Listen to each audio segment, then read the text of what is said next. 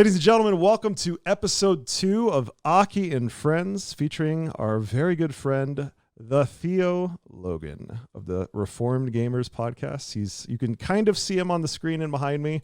One of these days, we're going to get to the point where I can actually have them live and on camera in front of me, but today is not that day, so here we are. But TheTheoLogan, welcome, sir. It's good to see you. Please feel free to be here, man. Introduce yourself to the stream, to the chat, to everybody. Tell everybody just a little bit about yourself. Give us your intro. Oh man, how do I do this? Well, hey, hi, hello. My name's TheoLogan, full-time pastor and a podcaster, content creator. I don't really know how to do this. I feel like I'm being put on the spot. That's what you do, isn't it? I mean, you are a podcaster. You put people on the spot, right? I mean, I'm just sitting here like, who is your daddy and what does he do? Come in. What are you doing? There we go. My cookies. I'm a huge Arnold Schwarzenegger fan. I love Arnold Schwarzenegger. Love all the movies. But yeah, I'm also a podcaster. Been doing the show The Reformed Gamers for the last 6 years now. It's the show where we engage with video games for the glory of God, and we believe that all things have a worldview, including video games. And so we ask the question, how can you glorify God in gaming? And that's what we do on our show. We connect your hobby with your faith. And so we do that. I stream on Twitch every Friday morning, 9 a.m. to 5 p.m. Not 9 a.m. to 5 p.m. 9 a.m. to 12 p.m. It'd be a long day. It'd be a long day. That's true. It's funny because we just finished recording the new episode of the podcast, and I made that same mistake at the end of the show, and so it just flowed over. So maybe I don't know, maybe it's a Freudian slip where I need to stream all day on Friday. But yeah, I'm also a youth pastor at my church in Texas. Been a youth pastor there for almost 5 years, and it's been awesome, man. Awesome. My thought was, so we're going to be playing Destiny 2. This was the game of TheoLogan's choice tonight. You guys know I love Destiny 2, so this is like, yay. So yeah, here we are. We're gonna play some Destiny 2. It was between this or Dark Souls, and I figured I'd give you the one that I'm sure you would enjoy more. I appreciate that. Oh man, honestly, I played Dark Souls once, and I fired it up, and I couldn't figure out how to get. I just couldn't figure out how to get past the first area. And it's just because I'm an idiot, and I just gave up. I was like, this game is stupid, and I own multiple Dark Souls titles, and I just haven't sat down and like put the effort in to try to figure it out. So yeah. Hey, man, we all start somewhere with those. That's right. All right, well, get your bounties, get what you need, and we'll roll forward on this. But how long have you been playing Destiny? Because I know you're a console gamer as well, right? Yeah. So I switched to, well, not really switched, but I built a PC last year, and have been playing Destiny pretty much on that. But I have been playing Destiny since the alpha and beta days of Destiny 1. Wow. So I've been playing this game for a very, very long time. You go all the way back then. I do, man. That's awesome. And it hasn't gotten old to me. I still enjoy playing it. Yeah, me too. I know there's a lot of, for the people who play this full time as content creators, a lot of folks that are just kind of maybe a little bit upset with Bungie and feel like they're not listening, but I don't know. I still like it. I do too. I'm excited for the next season to start next week. Awesome. All right, you got your bounties from Mr. Blue Dude over there. Oh, Blue Dude. Oops. Let me hop up there. Yeah. Hop back up. And I don't think Iron Banner is going to be super conducive to conversation because I tend. Oh no. No. Shoot the guys. That's a side of people I don't want to see. Like, I don't want people to see me get very competitive because you have issues with competition. Yes. Be honest, we all have our faults, right? I get hyper competitive as well. It's something I'm trying to. I work with Peach on a regular basis. She gets upset when she loses or does things not perfectly, right? So it's one of those things where it's like you've got to learn to lose with grace, and that's a tough lesson to learn. That's one thing. I've been playing Dark Souls a lot recently, and that's something it's been teaching me is to have more patience and that it's okay to make mistakes. So. But then again, Iron Banner brings out a whole other side of me. Yeah, it really does. It really, really does. But that's part of Iron Banner. So, youth pastor for 5 years, and this is your first pastoral gig after seminary, I take it? Yes. This is my first church. Okay. Do you mind sharing where you went to seminary? Yeah, I went to seminary at Southwestern Baptist Theological Seminary in Fort Worth, Texas. Okay. Okay, Texas boy through and through, huh? Oh yeah, man. I got to Texas as soon as I could. There you go. Where'd you grow up? Like, tell me about like formative TheoLogan years. Obviously, anything that you feel like sharing. But I mean, grow up in the church. Like, tell me about a little bit about your testimony and things along those lines. We're gonna get into the BC days. That's right. Of my life. That's right. So yeah, I grew up in Illinois, very small town in Illinois. If any of you know where Springfield, Illinois is, it's in that area. That's close to Chicago, isn't it, or somewhere in that? It's probably about like 2 hours south of Chicago. Yeah, I think I've passed through there on my way to Indiana. Is the only reason I actually know where it is. Roughly. Yeah. There's a few highways that go right through Springfield that would take you down there. Sure. But yeah, so I grew up there. I didn't really grow up in the church per se, but I had very devout Christian grandparents. Still do actually. And they started taking me to church, because they led a Sunday school class and they took me to church. And so that's kind of where, when I was younger, I got the general idea, like God is out there, Jesus Christ exists. And so I kind of put 2 and 2 together. I was like, cool, I just need to be a good person, live a good life, and be a Christian, or that would make me a Christian. Right. And, it wasn't until high school. And again, BC days, okay, before Christ. That's right. So when I got into high school, I heard that there was a Bible club, and I'm like, hey, I consider myself a Christian. There's also a lot of cute girls in this club. I would like to attend. Typical teenage boy motivation. I like it. Okay. Yeah, it's really what it was. But dude, I gotta tell you, it was something different. Because I didn't really go to church consistently before this. I kind of stopped going to church after my grandparents, or after I hit about I think age 8 or something like that. Sure. And so I didn't really know what it meant to be a Christian, to sound like a Christian, or any of that stuff. And when I started going to this Bible club, it kind of blew my mind at how this group of students that I knew fairly well, and even our Spanish teacher who kind of helped with it, just talked about how, this Jesus that I didn't really know, and the Bible being the Word of God, and it being without error, and them praying for each other and being open about that. And I'm just like, this is not what I'm used to. So it kind of blew my mind, and I'll never forget, the moment I became a Christian was actually, and this is dating myself, but I got on Yahoo Instant Messenger. Oh, buddy. Those were the days. Yahoo back Instant in the day, Messenger. man.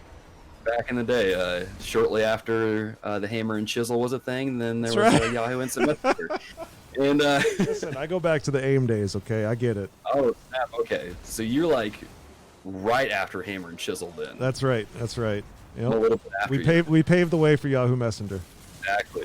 Exactly. It was your sacrifice that made Yahoo Instant Messenger good. That's right. And but no, I was actually on AIM for a little bit too, but that's besides the point. One of the students in that Bible club was talking to me, and they asked me the weirdest question I had ever heard up to that point in my life. And they were just like, "How is your walk doing?" And I was like, "What do you mean? How is my walk doing?" Such a theological question. Yeah. I was like, was I walking with a limp or something? Yeah, what's wrong with you? I'm not in track. Come on, man. Yeah, and they were like, no, you've been coming to Bible club for a few weeks now, and we haven't really gotten to know you very well, and you don't really talk. And I'm like, well, that's because I'm super shy, but right. But they just kind of explained what they meant, and I was like, oh well, I guess it's okay. Sure, don't know any better. Yeah, and they were kind of like, well, or what do you mean? Is there anything that you're struggling with, or And they kind of asked some more deeper theological questions, and come to find out, I didn't have the answers for any of that. And so that led to them just patiently answering questions for the next few hours and sharing the gospel with me. And by the end of that conversation, I was like, dude, I'm not a Christian, but this Jesus sounds really awesome. And I want to be a Christian. So right there in my bedroom. In your Bible club. Yeah, talking to someone from Bible Club with That's right. Lord of the Rings soundtrack going on behind me. uh, I accepted Jesus, and then it just kind of became a journey ever since then. Well, that's amazing. Yeah, man. So many people that I know in the faith and in and around the faith, found Jesus at a very early age or grew up kind of in the faith. And so it's fun to hear a testimony of someone who obviously was exposed to that early on, but had a very different journey to faith. Oh, yeah. Which is really neat. Oh, yeah. So then, obviously, you came to know Christ at that point, and you ended up deciding, hey, I want to be a pastor. Like, what led you down that journey? So that was a whole thing. I had, if you've read Jeremiah or Abraham, literally anytime God calls someone to do something, they're like, God, I don't know. I'm not the right person for this. I'm youth. I can't speak. I had that going for quite a while. And so after I became a Christian, I was like, well, I should probably start going to church. Maybe. That would make the most sense. Might help with your walk, right? Help me with my walk, because apparently I have a limp. And so I started going to church, and shortly after I did that, our church finally got a youth pastor. They were without one for a couple of months at that point. And I just started hanging out with him, getting to know him. And, he was he was Paul and I was Timothy in that relationship, Okay. and so I got to kind of learn from him and help him out with different youth ministry events. And it kind of got to a point where I probably annoyed him. He would probably say that I didn't annoy him, but anytime the church was open after school, I would be up there at the school hanging out with him, or at the church hanging out with him. And so after helping him out with some events and kind of seeing how he just poured into me and invested in me, I was like, this is really cool. I think I might want to do this, like as a job. Yeah, like as a thing. Yeah, and I don't think this door's going to open for us. I'm waiting. There it finally goes. goes. There it goes. I'm wondering if Gray Bandit got disconnected. My buddy he was like our silent third partner, but I have a feeling something happened to his connection. Anyway, continue. Okay, yeah. Paul Timothy decided, hey, I want to be somebody, some other Timothy's Paul. Yeah. But it was in that moment I was like, I don't want to do that at the same time, because I was like at this point I was probably about to be, I was going into my senior year of high school, and I was like, God, I when it comes to talking in front of people, I'm not good at it. Like, I'm very introverted. I have a hard time talking to people. Sure. I just, I don't think I'm cut out for this. And then as soon as I go into my senior year, and I get into English class, teacher gets up and explains kind of what we're going to be doing all year, and she says we're going to be focused on public speaking, and I'm like, Whoa, okay. How convenient! How convenient! Yeah, like, God, you have a great sense of humor. But it was good because we got comfortable. I was one of the students who did, and I just was like, even as an introvert, being able to get comfortable with public speaking, which is huge, right? Because we think about people in the Bible like Moses, for example, right? God, I can't talk. Well, I'll send Aaron, kind of thing. So anyway. Yeah. And we just got used to it. And it was just one of those things where, kind of after you have to give so many impromptu speeches on how to sell a refrigerator or like a box of Tic Tacs or something like that. Oh no. Oh, I got stuck. Oh no. Well, it'll pull you. But yeah, so then, that happened, and then I started getting more opportunities to kind of help basically be a student leader in the youth group. And so I got used to talking to people, interacting with people in our church, and just really kind of learning the ins and outs of a church that I just found myself by the end of my senior year over a lot of the fears that I had. But at the same time, I was like, I don't know if I should really go into youth ministry. Like, what if this is a phase? So I went and got my bachelor's in graphic design first, because the college I went to had a 2-year accelerated program. Nice. And so knocked that out, and then I was like, I still want to be a youth pastor. And so then I moved to Texas, and the rest is history. Dang. So out of Illinois to Texas, what drew you to Texas? Like, what in your mind was like, okay, Illinois is not the place. I got to go to Texas. Yeah. Besides the food, Mama Peaches like the food. Of course, the food is superior. But I didn't learn about the food until I like moved down here, and I was like, man, I'm staying for sure. Yep. But my youth pastor, his dad used to work at Southwestern. He headed up several different departments, and they were telling me about it because I was originally going to go to Greenville College in Illinois. That's in southern Illinois, kind of closer to St. Louis, Missouri. Okay, yeah. I know where that is. But they were like, dude, you have a bachelor's, just go to Southwestern and get your master's. And I'm like, oh, I don't need to have a theology degree already? And they were like, no. And so I was like, oh, okay, well, I'll go ahead and apply there. And I was like, God, if this is where you want me to go, get me in and get me there. And he did both. There you go. But yeah. That's awesome. And so then obviously, I'm assuming just kind of fell in love with the area and decided, hey, I mean, I imagine there was probably a church connection or something nearby due to the fact that you went to seminary in the state. Yeah, kind of the cool thing about at least where the seminary was, I mean, there's like tons of churches in Fort Worth. You could pretty much throw like a stick in any direction and it'll stop at a church's doorstep almost. But I actually didn't want to stay when I first moved because growing up in a super small town, when you go from small town life to a huge city where there's just so many, it's just a huge culture shock. Right. And I was like, I don't know if I can do this. I don't know if I can live on my own. Like, I don't know how to cook. I'm going to be stuck eating ramen noodles for the next like 2 or 3 years. And there was just some really, like, I won't get into it here, but there was just some like really weird engagements with some of the locals when we first got here. No, I can imagine. No big deal. We were trying to go to the seminary. Some lady tried to just hop on my dad's car, and I'm like, "What is happening? Like, I don't know you." Oh man. But now I wound up hanging out with one of my former youth leaders from Illinois because he had gone down there a year before I did. Okay.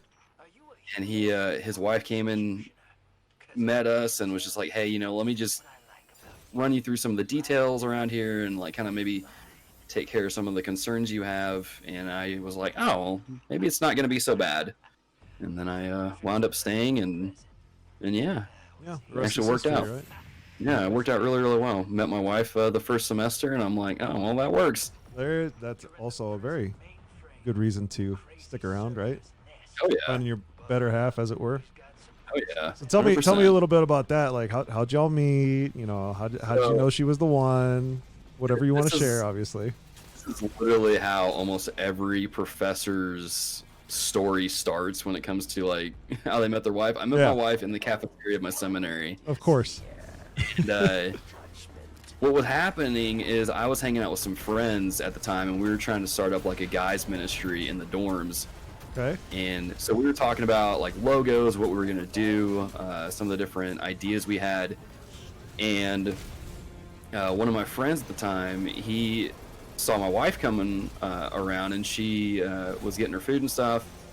And oh man, you left me alone. Oh no, sorry, I choked. I'm very sorry. Yeah, I was not really thinking about that, and I forgot that we were two-manning it. So no worries. Oh, well. Anyway, yes, still focused on cute girls like high school. I got it. Anyway, continue. Yeah. Well, it's just Texan girls. I tell you. That's right. Texas girls. But no, so she was walking by and he was like, oh, hey, come on over here. And I'm like, dude, this girl's so pretty. I'm not going to talk to her. Out of my league. Can't do it. Yeah, I'm not even going to try. Not even going to try. And then my friend, who was such a jerk, really, I should be thanking him, but he's a jerk.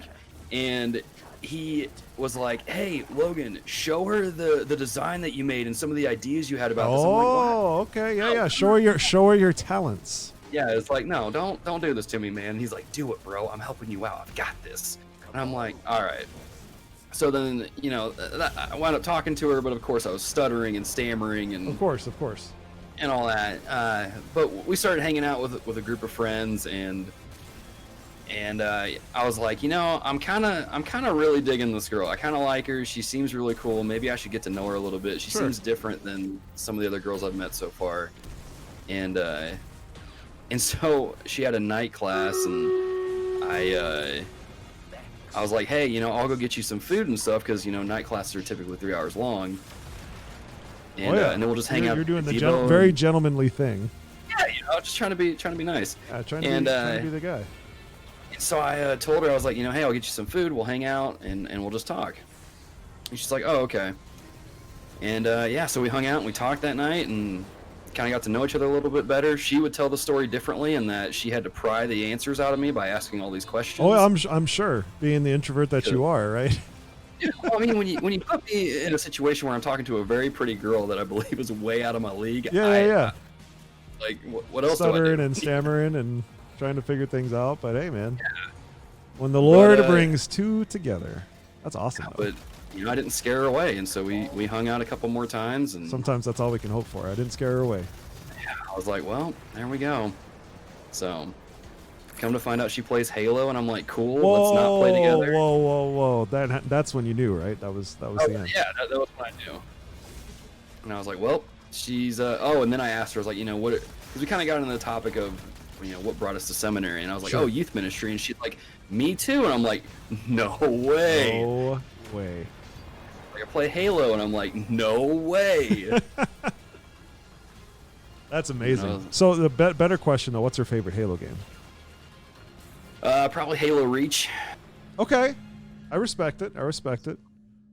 But I think we'll come back to that. Continue. I was gonna say, I think that's just because that's the only one she's really put a lot of time into, because that's when I got it in seminary. Sure. And she actually went to the midnight release with me to pick it up. That's some dedication right there. Were you all dating or already married at that point? No, we were just dating at that point. I just had to ask. No, when we were married was when she came to me to the midnight release not a midnight release, but to go to GameStop on Black Friday at midnight to get a PS4. Ooh, that's pretty awesome. But yeah. So it was good. It was good though. It was really awesome. I have a couple stories I could share about that, about people that were spying on us when we were hanging out at the gazebo. Yeah. It's a little weird. Yeah, people be like that sometimes. Yeah, seminary is an interesting place. I'll say that much. Oh, I believe it. That I believe. So I didn't, obviously I didn't go to seminary. Honestly, I'm a college dropout, to be completely transparent with you. But okay. My sister went to Taylor University, which is a Christian college in Upland, Indiana. And so I heard some stories. Yeah, man. It's an interesting place, especially when you we had this joke where there's some girls that go to seminary to get their MRS degree. Oh yeah, Mrs. degree. I know exactly where you're going with that one. That's funny. Well, River says especially Southwestern Baptist. Especially there. That's funny. So is that seminary? Is that primarily? And I don't know if I missed that or if I just didn't ask. Is that primarily a Southern Baptist affiliated seminary? Like, because I know denominations have different seminaries, but I'm just curious. Yeah, this one is definitely affiliated with the SBC, and they work pretty close with the SBTC in Texas. That being said, you don't have to be a Southern Baptist to attend. Sure. But if you do attend as a Southern Baptist and you attend a Southern Baptist church, then you get your tuition basically cut in half, so you can afford it more. Makes it kind of nice. So, yeah, definitely. But yeah, but it's a pretty good school. And a lot of people, and we might get into this a little bit later on in regards to Reformed theology because of my podcast. Absolutely. But a lot of people think if you subscribe to Reformed theology, then you can't go to school there. But you totally can. It's not as anti-Calvinist or anything like that as people may think. Sure. We've almost got this guy for real this time. This boss gave us a little bit. I keep not paying attention. Because I'm like, I get caught up in the conversation. I'm like, oh yeah, this dude's gonna murder us. I forgot. I probably should have been running void, to be honest. Yeah, put that bubble up and just kind of sit there in the bubble and talk. Yeah. Oh man. Oh, I don't like this at all.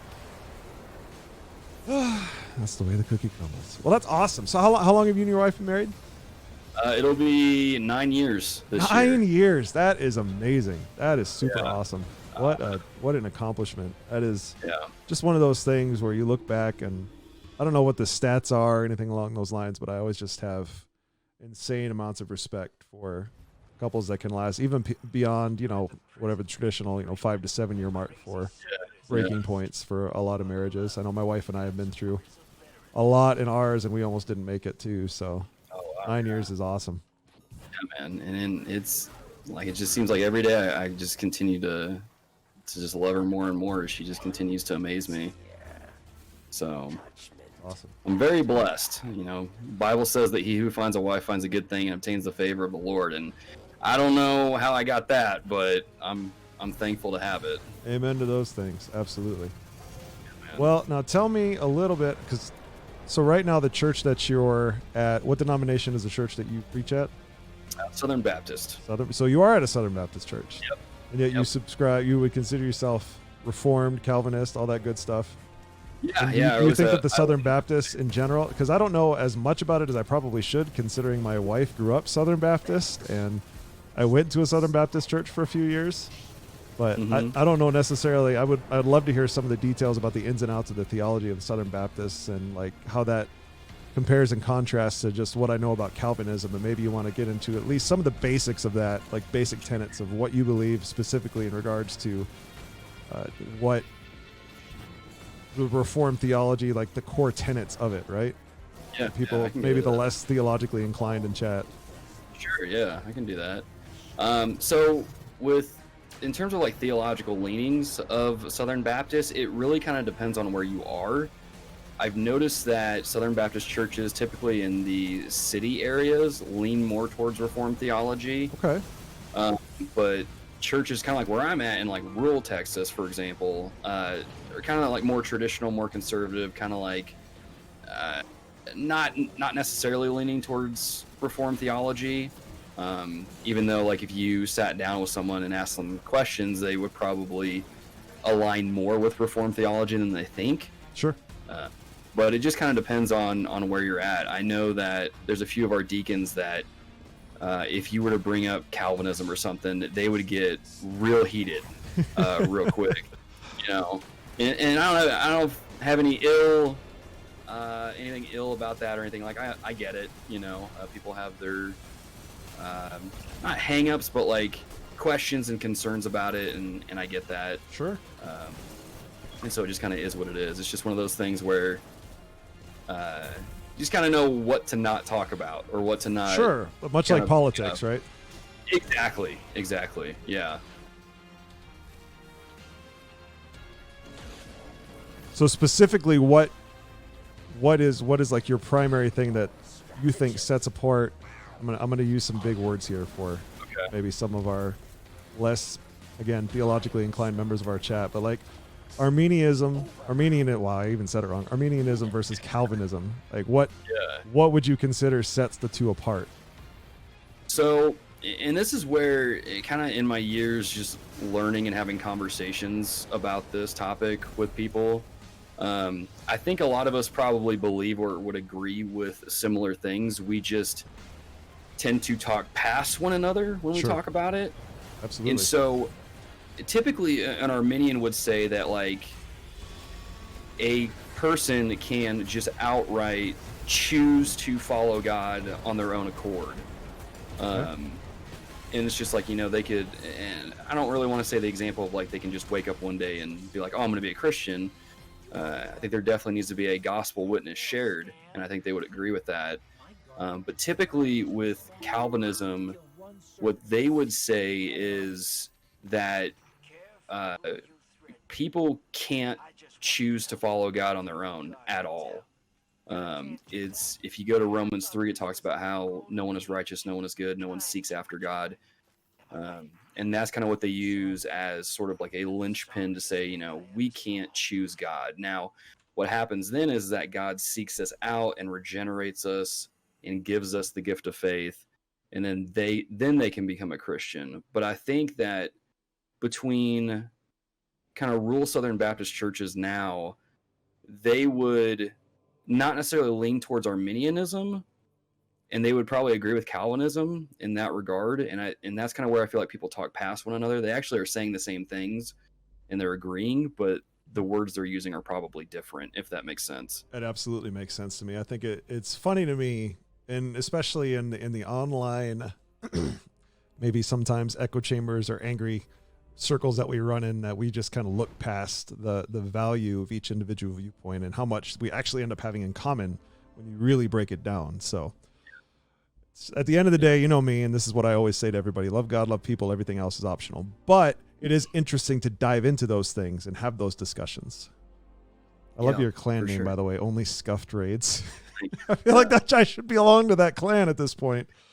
It's like every single Deepstone Crypt run we do, we're like, well, we're going to get it done one way or another. Chaos, let's just embrace it. Yep, that's us. Awesome.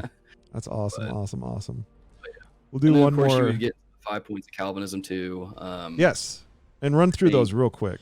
Yeah. So essentially, in kind of here in recent years, you'll hear a lot of Reformed people not really hold to that anymore, specifically limited atonement, which is the L. So let me run through them. The T is total depravity, meaning that, you are, well, basically Romans 3, no one is good, no one is righteous, no one seeks after God. And then you have unconditional election, where God, it's not based on anything you've done, have done, will do, or currently doing.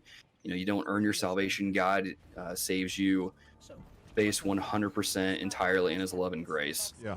And then you get to limited atonement, where before, that would be the thing that people would get really, like people would have huge concerns with, because it's like, well, wait a minute, like God only saves some people, like God sends people, like God chooses to send certain people to hell, and then you get into Romans 9, and that kind of becomes this whole thing. And so you'll hear a lot of Reformed Christians now change that to definite atonement, where it means Jesus Christ's sacrifice on the cross is completely effective and sufficient to save Christians. Amen. And those effects of what Jesus accomplished on the cross only apply to Christians or the elect.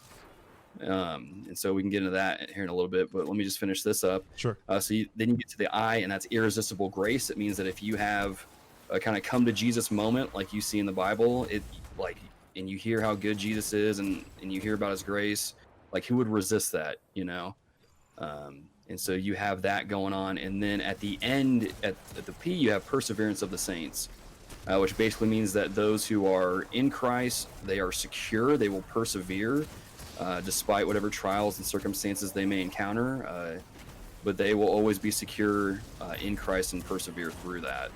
And so that's kind of a rough idea of what those are, and hopefully I explained them pretty well. No, I think that explained it all really great.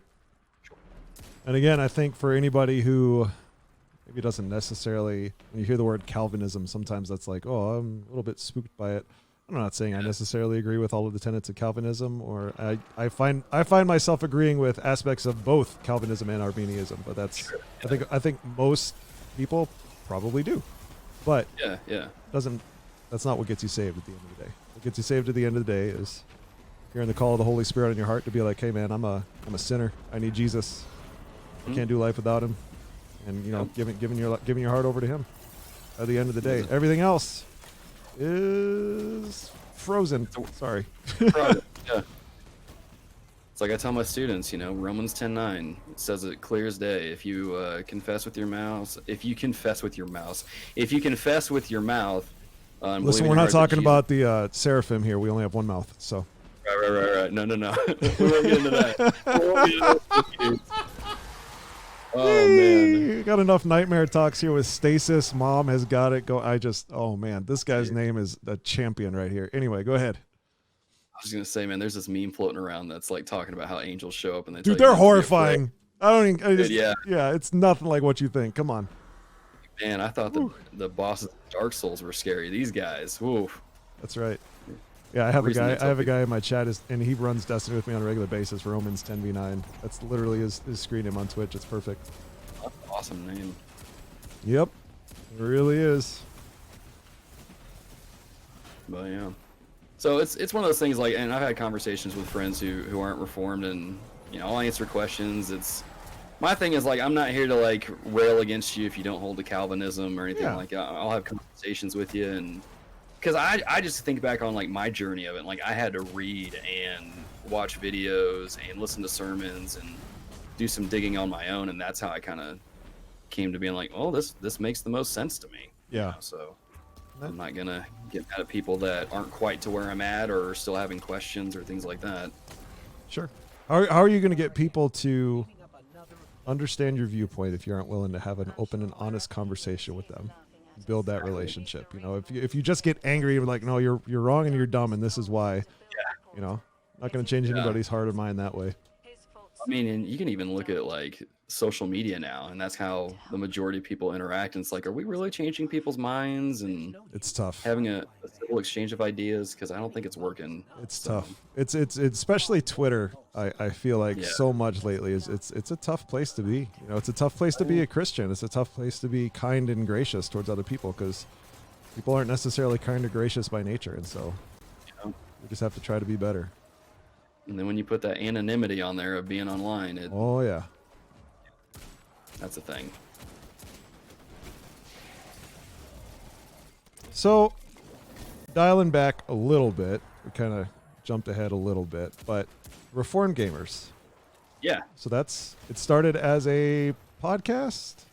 Yeah. It Talk to me about the origin story, right? So you went to this seminary, requires got married. Like we're kind of stepping through life. It went from Illinois to Texas through seminary. You know, obviously now you're a youth pastor at a church. And Reformed Gamers, how did that like work? Whose brainchild was it? How did it get started? Yeah. So this was around the time that I had started listening to a podcast called The Totally Rad Show, and The Totally Rad Show. We're stuck at the 70s, but it's all good. I'm sorry. It's so good, man.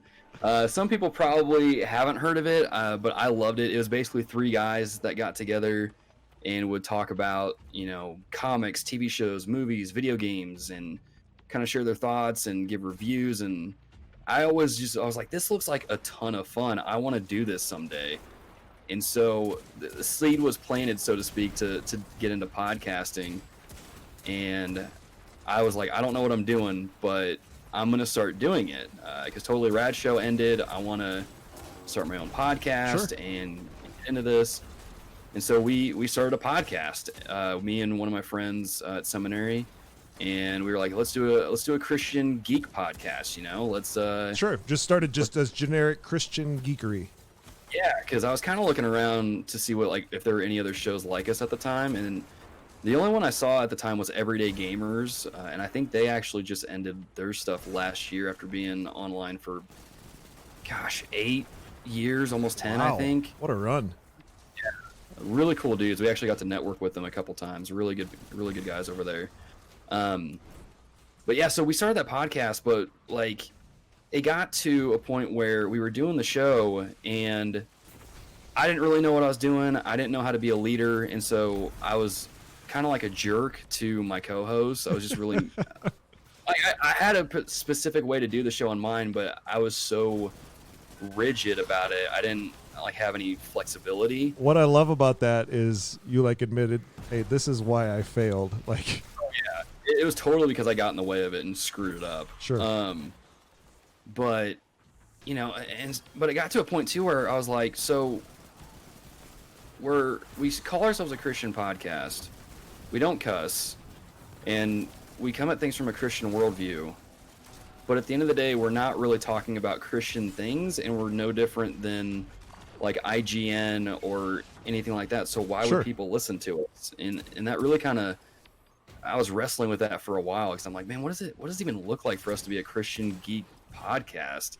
Yeah, not just like general, just like, hey, we're Christians, and you know, you're not just like Switchfoot when they went secular for a little while, right? You know, it's like yeah.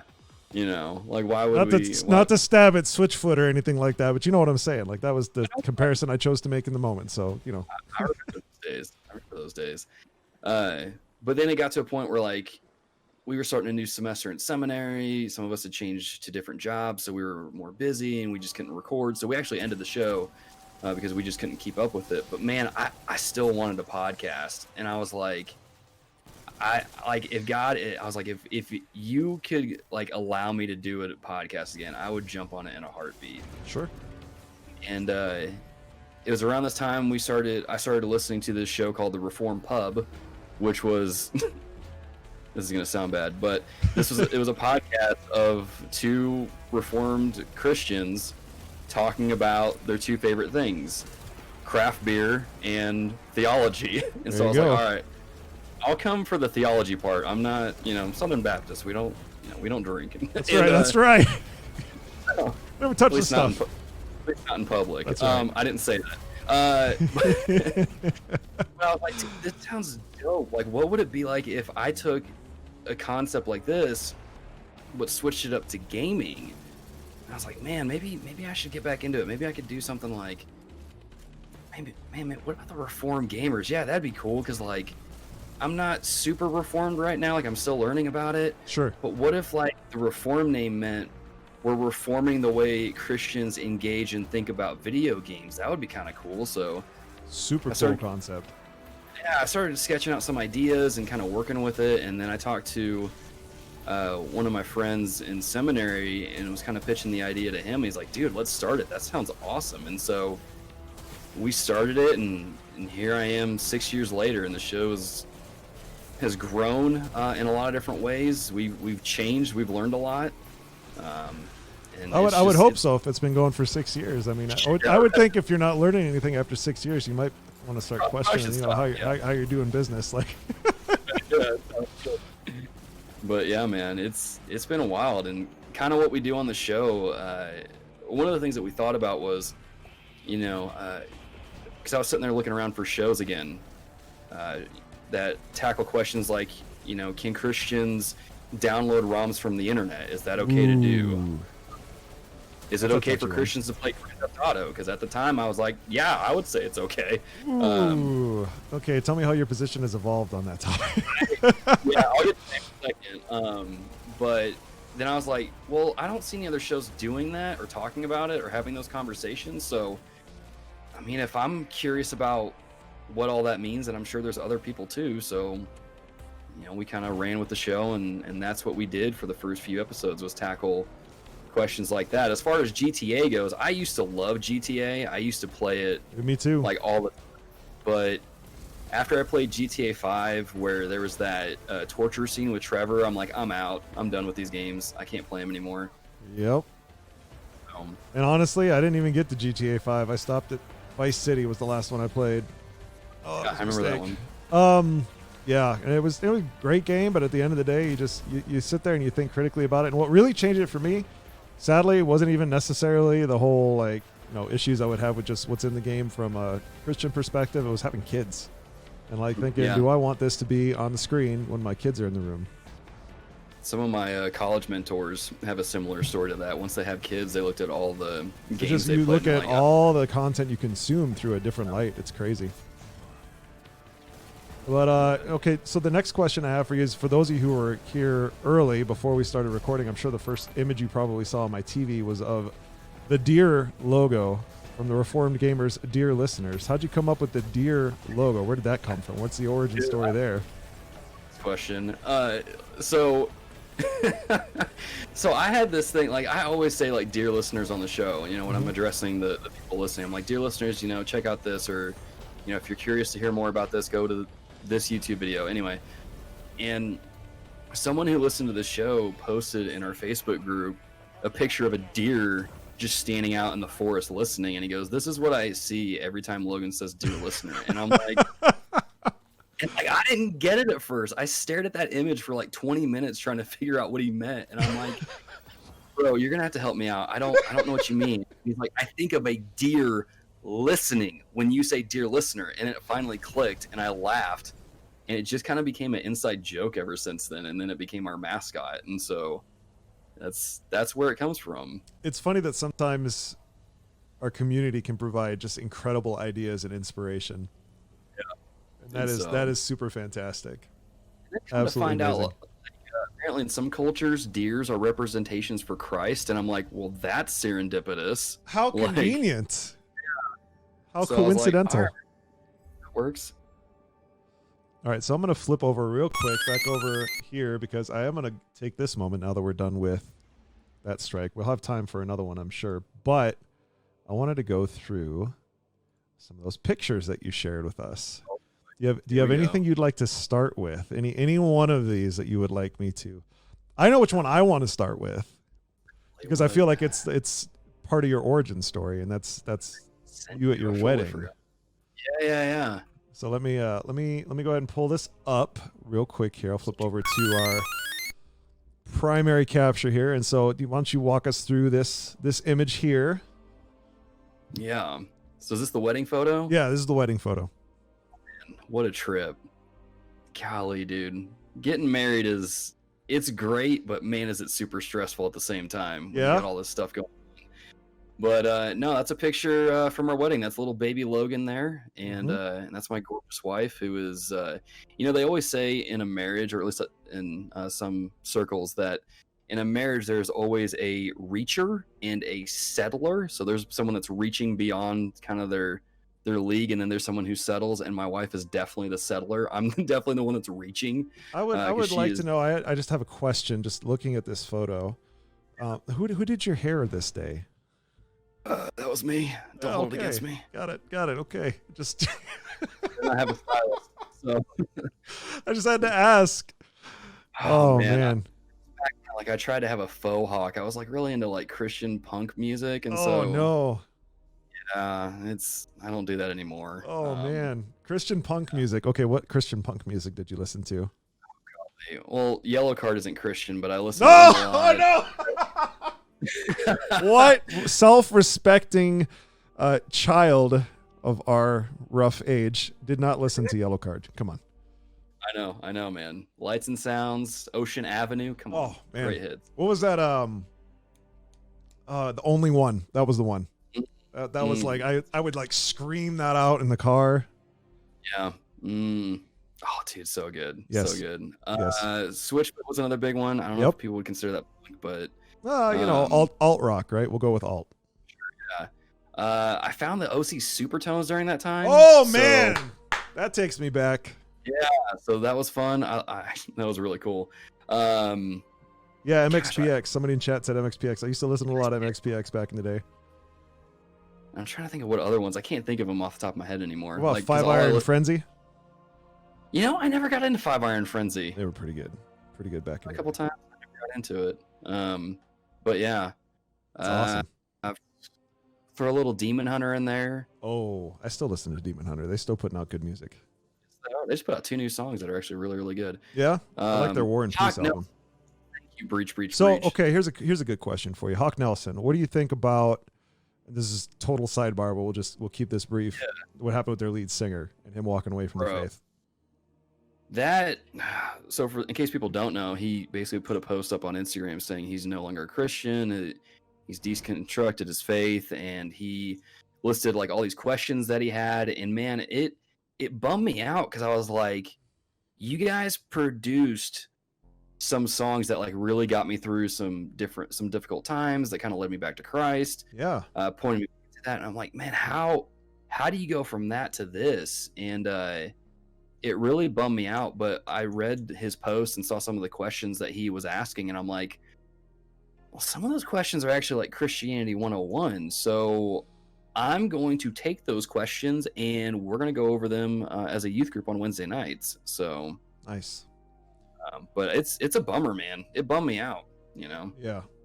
Yeah, and back when Hawk Nelson first started, they were much more like skater punk, and I really liked their early stuff. They had some newer stuff too that was really good too, and I had that same kind of reaction to his post. I was like, man, if you had spent, and this is why we always got to stress to people, and it's part of why we've started like giving away Bibles and stuff. You got to spend time in the Word. If you spend time in the Word and you know what Scripture says, some of these fundamental to most Christians easy questions, you can just instantly find the answers for. Like, I tell my students almost every Wednesday, like, look, guys, if this is the only time you're hearing the Bible and you're not reading it any other day of the week, you're doing this wrong. Like, I should not be reading the Bible for you. And so I tell them, like, you need to read the Bible, know what it says, know what it doesn't say, because eventually after you graduate and leave the youth group, you're going to get asked questions, whether it's at college or at the job you're working in. You could help your future self out immensely just by reading and studying the Bible for yourself. Yeah, absolutely. So next question I have before I get off of this wedding photo. Was there any like catastrophic disasters at your wedding, or did everything go like perfectly smooth, like dream wedding? Oh, dude, there are so many crazy things that happened. So first and foremost, what was really cool was like we for our wedding we had like a worship service before and at the end. So that went really well and it was really cool. Very cool. But then afterwards we golly, where do I start with some of these? So I was in charge of making the slideshow at the end, like towards the reception that would be playing with music and stuff. Oh boy. And so what I thought was I had put the video in there of me proposing to my wife, and it just going well. I didn't realize I put the whole thing in there. So the end part after she said yes and we're just kind of kissing and kind of making it in there, and everyone was just looking at the screen mortified, like, are you serious? Did he really leave this in? And I didn't find out about that until like after the reception was over, and I'm like, no. Oh, it was so bad. And then oh man, so that was what's probably funny? Here's another little like here's a bonding moment for you. I did a very similar thing for my wife and I's wedding. I put together a little like slideshow of like pictures and moments and some short videos and stuff. So yeah, it was probably not nearly as good as yours because I don't have a degree in graphic design. Mine was just like a basic PowerPoint slideshow. So well, I learned that day to double check your video before you export it and put it anywhere. Ooh, buddy, I bet that's a valuable lesson to learn. And then like when we tossed the bouquet to like, it was tossing the bouquet. Like the guy that caught it just kind of threw it on the ground and walked away, and we were like, what the heck? Like, that was so rude. And then come to find out after the fact that when we were trying to like put the chairs back and stuff, I guess they weren't arranged correctly. We never got a seating chart. And the education pastor of that church that we were doing our wedding at, like, yelled at my parents for it. Oh my goodness. And like, I was just like, what just happened? So mildly embarrassing, Yeah. So yeah, needless to say, we switched churches after that because we were like, no, that is not okay. Things that get people to switch churches. There you go, ladies and gentlemen. Add that to the list. It was wild, dude. And like, looking back on it, I wish I would have just kind of gone with what my wife was wanting to do, where kind of like find a field with trees and stuff, and kind of do it closer to the evening, and I think that would just alleviated a lot of stress. But I think that's just typical of any wedding. You're gonna have things that just don't go the way that they should, and you just kind of have to be like, whatever, and just go with it. All right, so let's go on to this next photo, which is your graduation, I take it? Yeah, man. Who graduated first, you or your wife? My wife did. She graduated at the College of Southwestern, and she got her bachelor's first. And then I got my master's degree a year later in 2016. Very nice. Yeah, and that's why I figured, because I was like, she doesn't have a cap and gown on, so y'all didn't graduate together. No. All right, I went into seminary, and then she was in the college, so we were pursuing different degrees at the time. Very cool. I like the white collar on there. That looks very, very nice. It does, doesn't it? Yeah, kind of pops. Official. That's right. Very official. Do you want me to go to like the hiking, or do you want to go to your first camp? Which one do you want to do next? Oh man.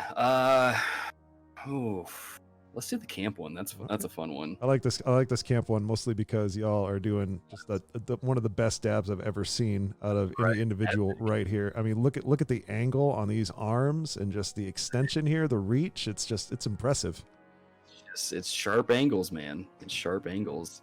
Got the Assassin's Creed hat on and everything. One of my students clearly doesn't know how to do a dab because both of his arms are straight out. Yeah, it says this guy looks like he's kind of lost in the spirit right here. He's got something going on, but it's funny, you can see in the far back that that's actually jumping. This guy back here. Yeah. So that's my pastor in the background. This was the first camp I was a youth pastor. And we both looked at each other when they were taking this picture. And we're like, dude, what if we just run up and like jump in the air and do an air dab when they're taking the picture? You're like, yeah, let's do it. So we did it, and it was just So like your so feet goofy. are cut off here. Yeah. And are you off the ground on this dab? Oh yeah. Dude, I'm off the ground. That is like extra impressive here because he's off the ground. His head has like the perfect angle, perfectly tucked into that elbow. That is some good stuff right there. Sign of a true youth pastor right there. This poor Perfect. kid in the Astros hat over here, he looks like he's about to get hit or something. Yeah, he saw us coming running in, and he was scared that we were gonna. Pretty awesome. That would probably spook me too, to be fair. Man, it was dope. But yeah, man, camp. Oh man, it's funny. So Going this to is your camp first camp. This is my first camp as a youth pastor. So leading, wrangling kids together, making sure no one's like dead in a ditch or something like that, or drowned in the lake or any of that stuff. And like, it's a whole different ball game when you go as a youth pastor, man. I didn't know. I gained respect for my youth pastor when I went that summer because I was like, man, we put him through some horrible things. Right? We put Okay. I remember when I went to camp as a kid and a teenager, and definitely lots of shenanigans at camp. No question about that. Oh man, it's bad. I mean, I've got some good camp stories. There was one year where one of my students, like the first day we got there, he was dehydrated because he like drank a bunch of Monsters over the weekend. And Excuse then- me? Yeah. So he did that, and then he didn't really eat anything when we stopped. The few times we stopped for no. food, so he showed up to camp. He was dehydrated. He passed out, and we took him to the nurse's station. They had to take him to the hospital to get some fluids in him. But his brother. So they load up this kid on a gurney and put him in the ambulance, and his brother's climbing into the passenger seat. And there's some the nurse's station is next to a bunch of dorms, so a lot of kids are coming out now. They're watching what's going on, and there's this group of girls that look at his brother and they're like, is he dead? And he just looks at them and he's like, I'm gonna mess with them. So he looks at the girls and he just kind of like drags his thumb across the neck, and he's like, he's not gonna make it, and puts his head down and starts fake crying. Oh my goodness. So it was funny at the time, but then we had people coming up to me every day of the week and was like, did a kid in your youth group die? I'm like, what? No one died. And then there was a rumor going around camp that like some kid died on the first day, and I'm like, great, this is TheoLogan, killer of his camp kids. There you go. you don't behave, you get to go see the Lord early. This is why, listen, kids, and this is for those of you under 18, this is why you don't drink energy drinks. Exactly. That's the It real was bad. takeaway. It's not a tumor. It's not a tumor. It's a headache. Come on. Yeah. But yeah. Oh So, man. It's a thing. I love camp though. Tell me so that was like craziest camp memory. Tell me your favorite camp memory. Oh man. So we do this thing close to the end of, or close to the very last day of camp, where when we get into our church groups, we basically just do a night of encouragement where we just throw a ball at someone. And so like someone will encourage someone, Sure. and then throw the ball to them, and then they basically have to encourage someone else. They'll throw the ball to someone else. And like without fail, every single time we do it, it brings the group together. It kind of gets them to get over those barriers of like, oh, you're a jock and I'm a nerd or whatever. And like they just encourage one another. And it's so stinking cool to see.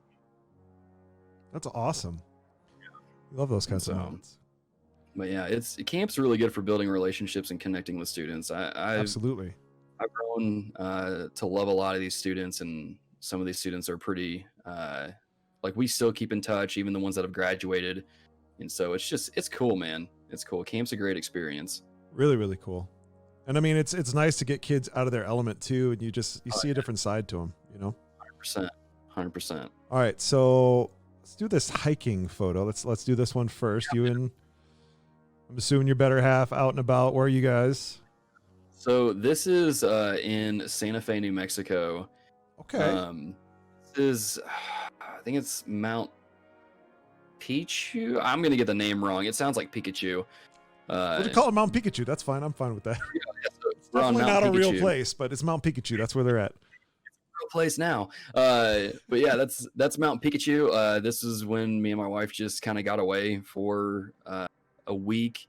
And we just kind of discovered, hey, hiking is actually really cool. And we kind of like just being outdoors and just seeing if we can do it. And it's one of those things where I guess we as Christians, we tend to look for kind of like the biblical analogies in a lot of things. And it's like every time we climb this mountain and we hike up it, like we just think about what it is to be a Christian, how it's difficult. But once we get to that top, you know, we look back and we're like, it wasn't so bad. It was worth it. And it's the same view we have with marriage. Like we go through the difficult times, but man, once we get to that mountaintop, it's worth it. You know, it's worth all the stuff that we've gone through. And awesome. It's just a cool thing that we get to do together. And it just kind of, it's just awesome. It's just good, like relationship building. So it's something we try to do once a year. We didn't get to do it last year, obviously, because of COVID.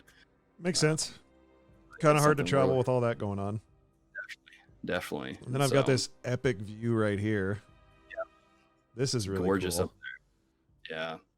So this is the view from the top right here? Yeah, that's at the top. Wow. And So you can that's see what for a long way. We get to look at after hiking up there for, I think it takes like about an hour and a half to 2 hours to get to the top. That's a good hike. Yeah, man. It's What's awesome. the elevation at the top of that? I can't remember. I have to ask my wife. She remembers Google that stuff Mount way better Pikachu, than I- guys. Find out what the elation is at the top of Mount Pikachu. I'll Or check if you're- in with you tomorrow. Say if you live in Santa Fe or near it, you probably know where that is. That's amazing. What a gorgeous Yeah, sight. man. It's awesome. I miss it. I bet. I would too. But I live in a pretty decent area, or at least I like to think it's a pretty decent area. We have some pretty good hiking around here in and around the Black Hills. Oh, yeah, okay. Yeah. That's where I don't know if you knew that for sure or not, but now you know. I live in the Black Hills of South Dakota. I didn't know. So if you ever want to come visit Mount Rushmore, let me know. I might take you up on that, to be honest, man. Dude, I've for never real. been. My wife loves to host. We would absolutely love to have y'all up. And I say y'all because I'm talking to a Southern boy. So, you know, Yeah. Southern transplant, but still works. I've been in Texas for over 10 years, so I think they accept me as a Texan now. That's all right. That's all right. That's how it works. I hope that's how it works. Just kind of slowly integrate. All right, so I'm going to ask you a question and I'm going to open this up to chat, by the way. If you guys have any specific questions you'd like me to ask, we're starting to kind of come towards the close here, generally speaking. But if you have any questions you'd like me to ask Logan, let me know. But I do have one question that was my favorite of last time when I did this with the Treehouse. Okay. We're talking about in a Bible battle royale. Boy. All the characters from the Bible. Who do you think would win? Bible battle royale. All the characters in the Bible. Who would you go with? All the characters of the Bible.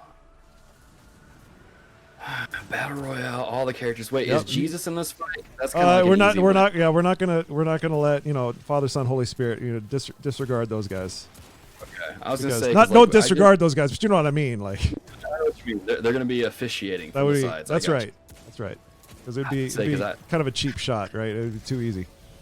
I mean, I just walk my students through Genesis with like Jacob and Esau, and I talk to them about how wrestled with God, and God just kind of touched Jacob's hip and kind of made it dislocate. It was like, get wrecked, scrub. I think that's cheap, but I mean, it's the creator of the universe. You do what you want. That's I right. guess. That's right. I don't know, man. It's gonna be between Samson or Jacob, because I feel like Jacob's got some schemes, man. Jacob's kind of like the Loki of the Bible. Oh yeah, the Loki of the Bible. I like that. Yeah, he probably do some tricks, but Samson, I mean, he killed a bunch of Philistines with a jawbone of a donkey. Imagine what he can do with his bare hands or anything else he gets his hands on. That's true. I mean, push those pillars apart, right? That was the one I picked, Samson. Treehouse threw me for a loop. He said John the Baptist. You think about a guy surviving in the wilderness on locusts and honey, and I was like, kind of got me thinking. I was like, that's legit. He might have some tricks if you're thinking about things more like guerrilla warfare rather than just kind of just. Like think Commando style tactics, or Arnold versus the Predator. Like if Samson's the Predator, John the Baptist would be Arnold. Like, come on, what are you doing? I'm right here. What are you waiting for? Come in. Do it. Like Jesus, get to the chopper. Come on. Get to the chopper! That's right. Yeah.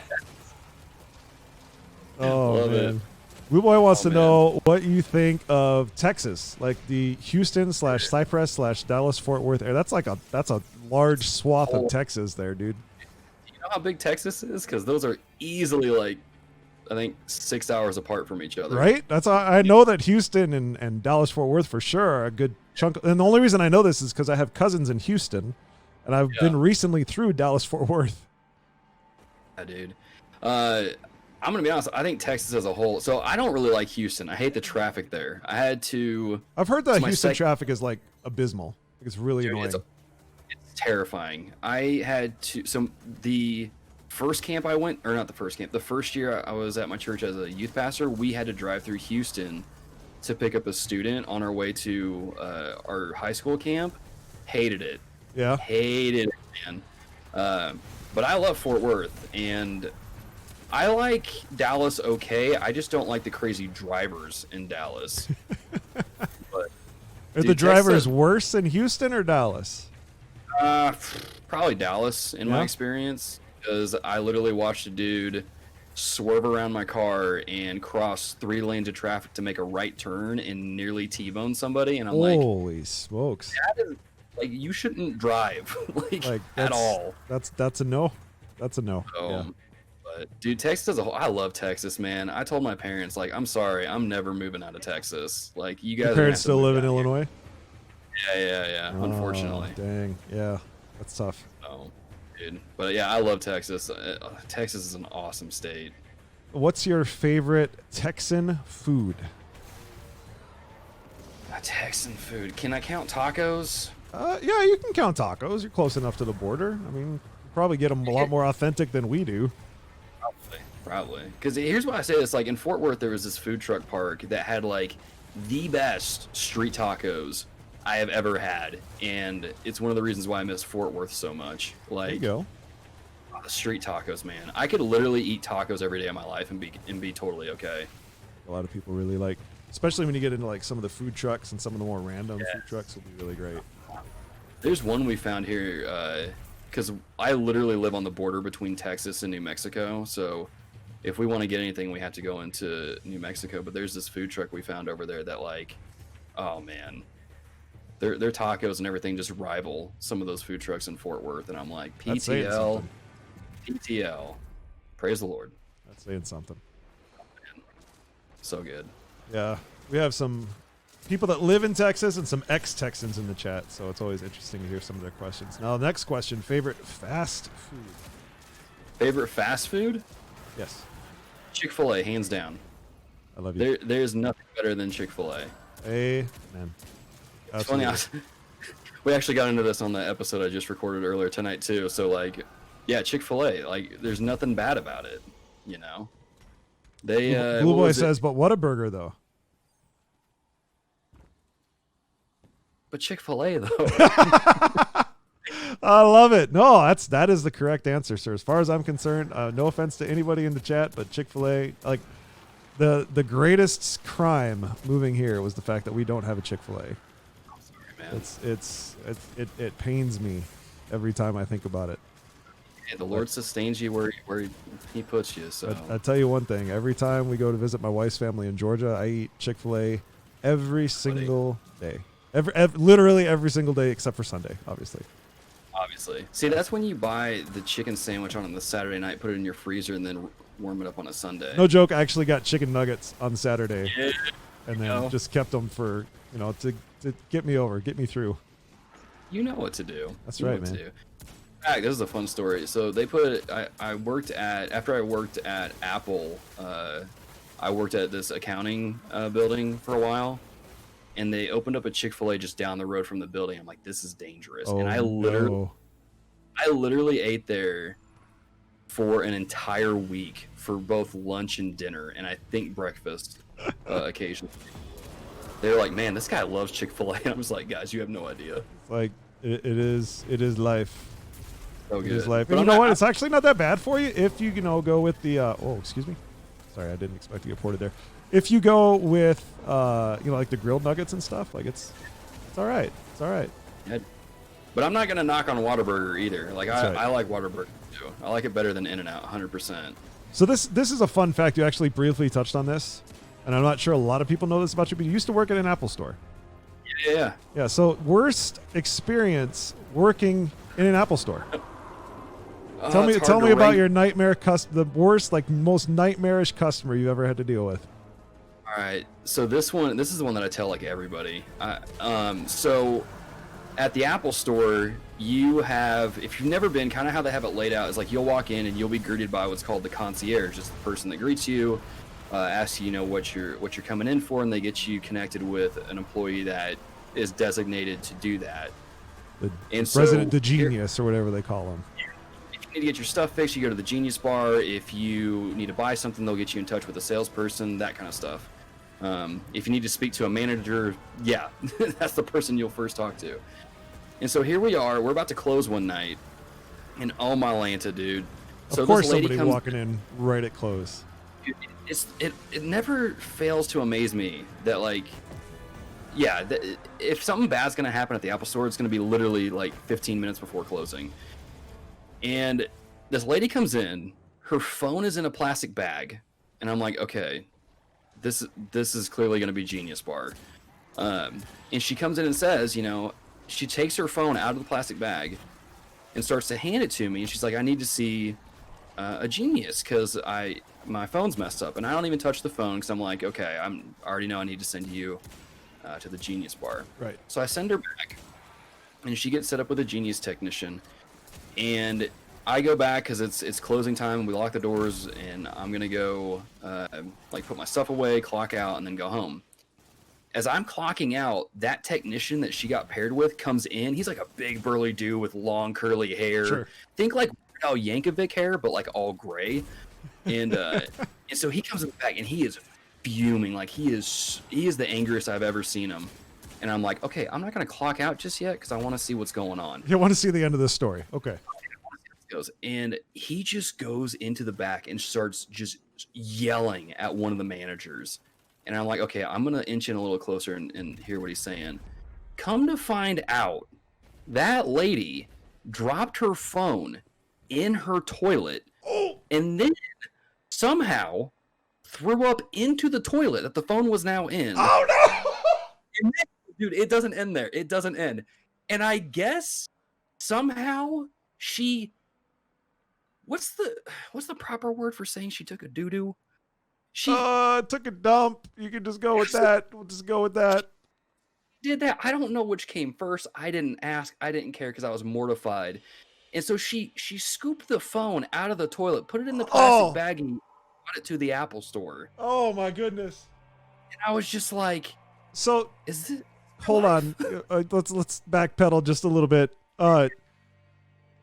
Did he open the phone and handle the phone prior to her explaining all of these bodily functions that happened on top of the phone?